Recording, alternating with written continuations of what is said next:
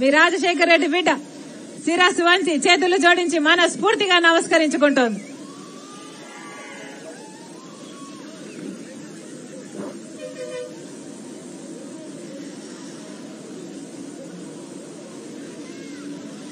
పక్కనే ఇక్కడికి చాలా దగ్గరలో యాదవ గ్రామం ఈరోజు పొద్దున పోవడం జరిగింది.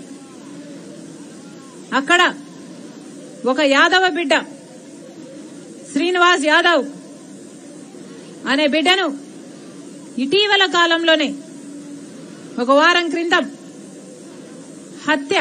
దారుణంగా హత్య చేశారు. చేసిన వాళ్ళు ఎవరు అంటే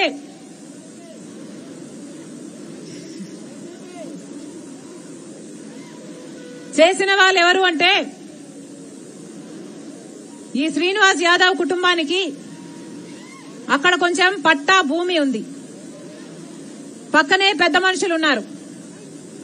ఆ పెద్ద మనుషులకి ఈ భూమి కావాలి కాబట్టి ఎంఆర్ఓ దగ్గర నుంచి అంతా మేనేజ్ చేసుకుని ఆఖరికి పోలీసులను కూడా వాళ్ళ గుప్పెట్లో ఉంచుకొని వాళ్లకు సహాయం చేసేటట్టు స్థానిక ఎమ్మెల్యే రవీంద్రనాథ్ రెడ్డి గారు, ఎంపీ అవినాష్ రెడ్డి గారు వీళ్ళందరితో సన్నిహిత సంబంధాలున్న పెద్ద మనుషులు.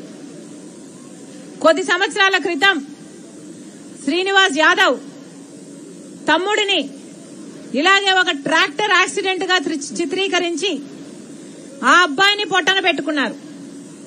వారం రోజుల క్రితం అదే భూమి కోసం శ్రీనివాస్ యాదవ్ ని సొంత పొలంలోనే ఆయన పొలంలోనే పనిచేస్తుండగా రాళ్లతో కొట్టి దారుణంగా చంపేశారు. ఇది పోలీసుల ప్రమేయంతో జరిగింది అని స్థానికులందరూ ఆరోపిస్తే స్థానికంగా ఉన్న సిఐని సస్పెండ్ చేశారు, ఎస్ఐని సస్పెండ్ చేశారు. కానీ విచిత్రం ఏమిటి అంటే ఆ కుటుంబము ఎవరినైతే దోషులుగా చూపుతుందో మా బిడ్డలను పొట్టన పెట్టుకున్నారు అని వాళ్ళు ఆరోపిస్తున్నారో, ఎవరైతే వాళ్ళని ఏళ్ల తరబడిగా హింసిస్తున్నారో, వాళ్ళ భూమి గుంజుకుంటాము అని నానా రకాలుగా బెదిరిస్తున్నారో, చిన్న కొడుకుని ఈ కొడుకుని ఎవరైతే పొట్టన పెట్టుకున్నారో వాళ్ళ పేర్లు మాత్రం కనీసం పోలీస్ డిపార్ట్మెంట్ ఎఫ్ఐఆర్ లో కూడా చేర్చలేదు. ఇప్పటికీ యథేచ్ఛగా బయటే తిరుగుతున్నారు. ఎందుకు అంటే పెద్ద మనుషులట ఎమ్మెల్యే రవీంద్రనాథ్ రెడ్డి గారికి సన్నిహితులట, ఎంపీ అవినాష్ రెడ్డి గారికి సన్నిహితులట. నాకు తెలియక అడుగుతాను, ఎమ్మెల్యేగా రవీంద్రనాథ్ రెడ్డి గారిని, ఎంపీగా అవినాష్ రెడ్డి గారిని ఎవరిని ఎన్నుకున్నారు? ఎవరు ఓట్లేస్తే ఎమ్మెల్యే ఎంపీ అయ్యారు? అధికారం ఇచ్చింది ఎవరు? ప్రజలు. ఏ ప్రజలు?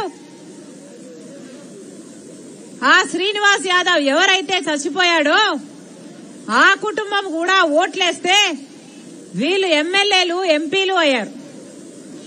ఈరోజు ఓట్లేసిన వాళ్ళు అన్న కృతజ్ఞత లేదు. భూమి కావాలనుకున్న వాళ్ళు సన్నిహితులట, పెద్ద మనుషులట, వాళ్లకు సాయం చేయబోయి వీళ్లను హత్య చేయడానికి కూడా వెనకాడలేదు. ఆఖరికి ఆ పెద్దాయనైతే నా ఇద్దరి కొడుకుల్ని ఈ భూమి కోసం పోగొట్టుకున్నానమ్మా, రమ్మనండి తల్లి, నా భూమి రాసిచ్చేస్తాను, నా కొడుకులను నాకు ఇయ్యండమ్మా, నాకు భూమి వద్దు, నాకు జీవితం వద్దు, నేను చచ్చిపోయినా పర్వాలేదు, నా భూమి పోయినా పర్వాలేదు, నా కొడుకుల్ని ఇయ్యండమ్మా, హత్య చేసిన వాళ్ళు యథేచ్ఛగా తిరుగుతున్నారు అని బోరుమని ఏడుస్తున్నారు. ఇది స్థానికంగా ఇక్కడ మీ మండలంలో మీ పక్కనున్న గ్రామంలో జరిగిన విషయం.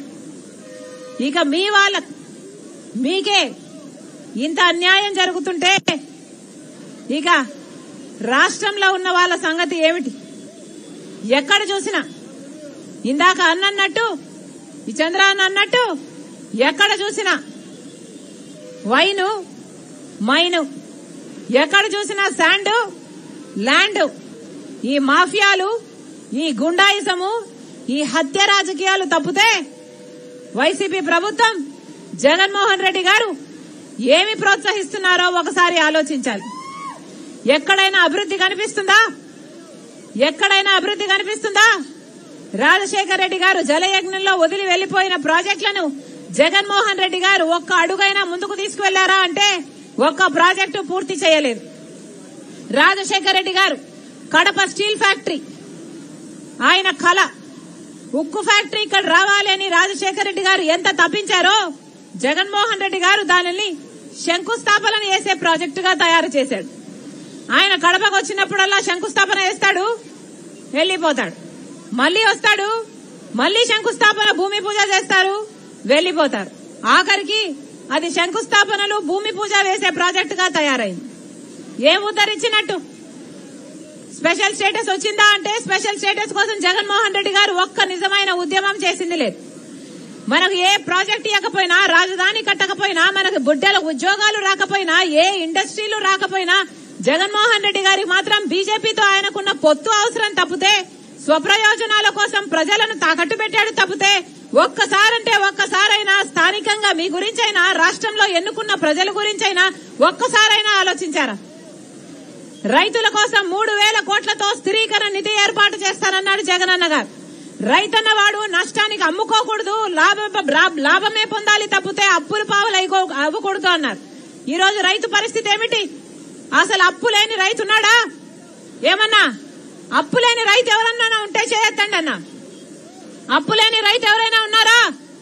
ఒక్కడంటే ఒక్కడు కూడా లేడు. ఉద్యోగాలు చూద్దామా అంటే 2,30,000 ఉద్యోగాలను భర్తీ చేస్తానన్న జగన్మోహన్ రెడ్డి గారు ఇప్పటికి 5 సంవత్సరాలైంది.